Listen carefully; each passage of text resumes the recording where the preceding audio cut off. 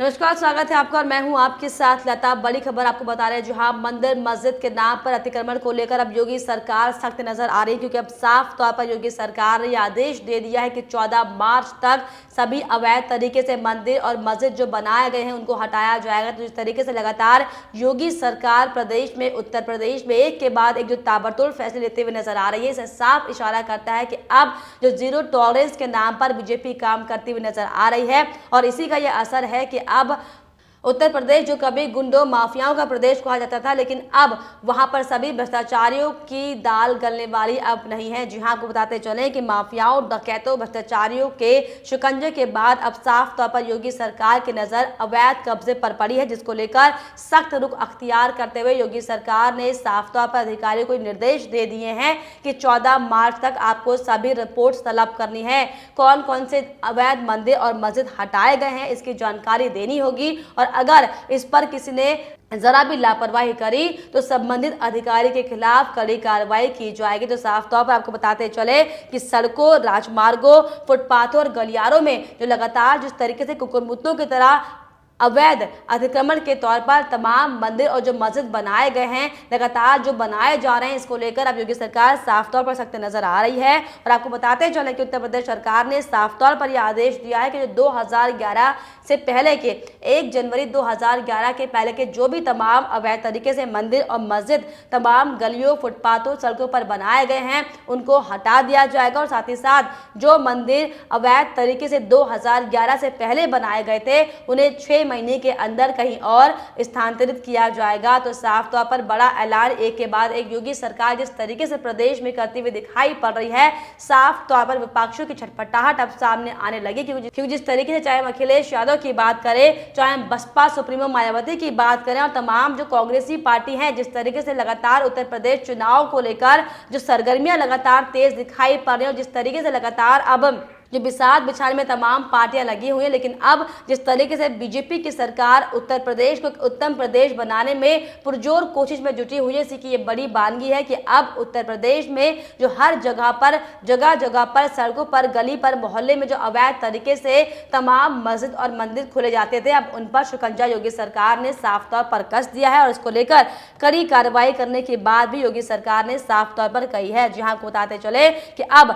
साफ तौर पर कड़ा रुख अपनाते हुए साफ तौर पर जब बड़ा ऐलान योगी सरकार ने किया है, इसको लेकर गृह विभाग ने इसे लेकर निर्देश साफ तौर पर जारी कर दिए हैं, जिसका पालन मंडलायुक्त और जिलाधिकारियों को करना होगा। और निर्देश में साफ तौर पर यह भी कहा गया है कि 14 मार्च तक रिपोर्ट पेश कर ये बताएं कि उन्होंने कितने अतिक्रमण हटाए हैं और कितनों पर कार्रवाई की जा रही है। और इस मामले पर सभी जिलाधिकारियों से 14 मार्च तक रिपोर्ट तलब की गई है, जिसमें जिले के अधिकारी को ये बताना होगा कि आदेश के बाद आखिर कितने सार्वजनिक स्थलों को धार्मिक अतिक्रमण से खाली करवाया गया है। तो जिस तरीके से लगातार अब तक हम देख रहे थे कि उत्तर प्रदेश में सिर्फ और सिर्फ माफियाओं का राज चलता था, सिर्फ और सिर्फ भ्रष्टाचारी को राज चलता था, लेकिन अब जीरो टॉलरेंस की नीति को अपनाकर कैसे योगी सरकार ने तमाम विपक्षियों को बड़ा झटका दिया है, क्योंकि अब उनकी दाल किसी भी कीमत पर नहीं गल रही। क्योंकि जिस तरीके से लगातार सिर्फ और सिर्फ बदमाशों को, अपराधियों को श्रेय देते हुए जो तमाम विपक्षी पार्टी उत्तर प्रदेश में अपना विकास करने की कोशिश कर रही थी, लेकिन अब जब से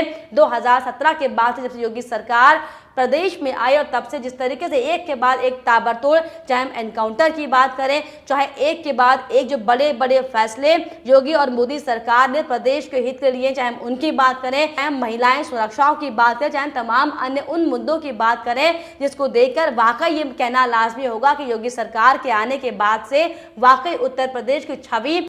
अलग ही पायदान पर पहुंची है, जिसको लेकर अब तमाम विपक्षी पार्टी बिलखती हुई दिखाई पड़ रही है। जिस तरीके से हमने देखा था कि कैसे अखिलेश यादव को जब ये घबराहट होने लगी है, जब उनको ये बौखलाहट सामने दिखाई पड़ रही है कि अब की बार उत्तर प्रदेश 2022 के चुनाव में उनके हाथों से निकल रहा है, तो वो लगातार पत्रकारों पर हमला करवा रहे हैं, पत्रकारों की खुलेआम पिटाई की जा रही है। और यही नहीं, पत्रकारों से तीखे सवाल पूछने पर उन्हें बीजेपी का नेता बताया जा रहा है और बीजेपी की ओर से खरीदा हुआ पत्रकार बताया जा जा रहा है, तो साफ तौर पर ये बौखलाहट ही है कि आप इस तरीके से लगातार जो 350 के पास सीट लाने की बात लगातार करते आ रहे हैं, लेकिन जो डर आपके चेहरे पर दिखाई पड़ रहा है, जो खौफ आपके चेहरे में दिखाई पड़ रहा है, ये साफ तौर पर बयां करता है कि अब जिस तरीके से तमाम राजनीतिक पार्टियां एड़ी चोटी का जोर लगा रही हैं और आप भी पूरी कोशिश में जुटे हुए हैं कि प्रदेश के अलग अलग जिलों में जाकर जनाधार इकट्ठा किया जाए। और इसी की बानगी थी कि मुरादाबाद में आप लगातार प्रेस कॉन्फ्रेंस कर रहे थे, लेकिन जब आपसे सवाल पूछा गया तो आपने पत्रकार पर हमला करवा दिया।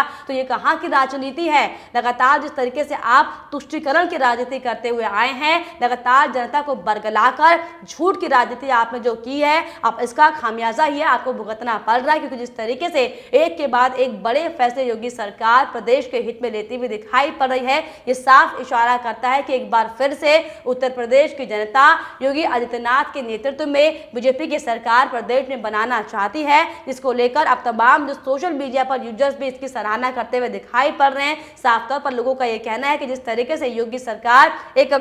हिंदुत्व छवि के नेता हैं और किसी भी कीमत पर उन्होंने साफ तौर पर यह भी कहा था कि प्रदेश में अपराधियों को अगर अपराध करना है तो प्रदेश के बाहर जाकर करें, क्योंकि प्रदेश में कोई भी अपराधी खुलेआम अपराध नहीं कर पाएगा। और इसकी बानगी ये थी कि हमने देखा कि कैसे एक एक कर एनकाउंटर लगातार किए गए थे, कैसे उन तमाम माफियाओं पर शिकंजा कसा गया था जो लगातार प्रदेश की जनता को बरगलाकर प्रदेश को लूटने में लगे हुए थे, और कैसे जिस तरीके से एक के बाद जो घटनाएं तमाम गुंडागर्दी वाली सामने आ रही थी। लेकिन अब जब योगी सरकार के नेतृत्व में योगी आदित्यनाथ जिस तरीके से प्रदेश में जो सरकार चला रहे हैं, ये साफ तौर पर दिखता है कि अब वाकई प्रदेश उत्तर प्रदेश बनता जा रहा है। और इसी की बानगी कि अब जो भी तमाम अवैध काम उत्तर प्रदेश में होते थे वो अब पूरी तरीके से खत्म होने की कगार पर हैं, और जो भी बचे कुचे जो काम है उन पर योगी सरकार लगातार शिकंजा कस रही है। और अब बारी अवैध कब्जे को लेकर, जिसको लेकर योगी सरकार ने बड़ा फैसला करते हुए साफ तौर पर यह कह दिया कि जो भी तमाम अवैध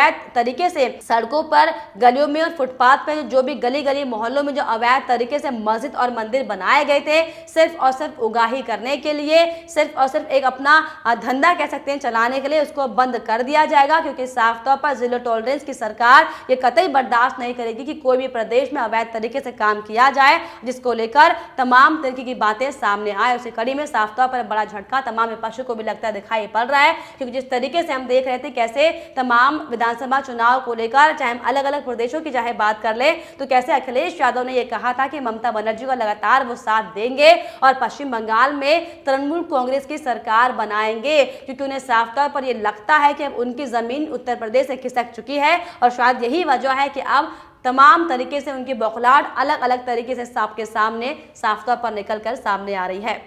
और वहीं इसको लेकर आपको बताते चले कि अब आम आदमी पार्टी भी लगातार राजनीति करने पर उतारू हो गई है, क्योंकि जिस तरीके से योगी सरकार ने बड़े बड़े फैसले किए हैं, इसको लेकर अब आम आदमी पार्टी सिर्फ और सिर्फ ये आरोप लगाते हुए दिखाई पड़ रही है कि हिंदू मुस्लिम की राजनीति बीजेपी करती है, और अगर उत्तर प्रदेश में आम आदमी पार्टी की सरकार बनती है तो हिंदू मुस्लिम खत्म हो जाएगा। तो साफ तौर पर आपको बताते चले कि ये वही आम आदमी पार्टी यानी कि वही अरविंद केजरीवाल है, जिनको हमने देखा था कि एक किस्सा दिल्ली में हुआ था जब हनुमान मंदिर के नाम पर कैसे आम आदमी पार्टी के नेताओं ने राजनीति की थी, कैसे अवैध तरीके से अवैध जगह पर बने मंदिर को दोबारा खड़ा कर अपना श्रेय लेने की कोशिश की थी। लेकिन अब जब अवैध तरीके से मंदिर और मस्जिदों को हटाने का काम यहाँ पर लगातार किया जा रहा है, तो आम आदमी पार्टी भी कोई मौका नहीं छोड़ रही इस मुद्दे पर राजनीति करने के लिए। और जिस तरीके से